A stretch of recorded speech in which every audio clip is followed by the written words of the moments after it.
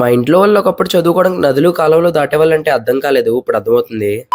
Good morning guys. మన bulking cities లో వాళ్ళ 17వ రోజు. నిన్న నైట్ మనం ఫ్రిడ్జ్ లో పెట్టుకున్న బ్రేక్ఫాస్ట్ అయితే తీసుకుని తినడం జరిగింది. దాని టేస్ట్ అయితే సూపర్ ఉంది. ఈ రోజు వర్షం చాలా గట్టిగా కురవబోతుంది, ఎందుకంటే నేను కాలేజ్ కి త్వరగా వచ్చేసాను. మా ఊడు గేమ్ చేంజర్ సినిమాలో రామనందన్ అనమాట. కడుపు ఖాళీగా ఉంటే నా బుర్ర మాత్రం పనిచేయదని చెప్పి క్యాంటీన్ కి వచ్చేసాము. కెమెరా ఆన్ చేసి ఉంది కాబట్టి సమోసా అంత పద్ధతిగా తింటున్నాడు. హఠాత్తుగా వాతావరణంలో మార్పులు అయితే జరిగినాయి. వర్షం పడదనుకున్నాము, కాసేపటిగా చితక్ కురిసేసింది. పాపం దానికి బ్రేకప్ అయింది అనుకుంటా. ఎంత వర్షం వస్తానో ఇంచు కూడా కదలట్లేదు.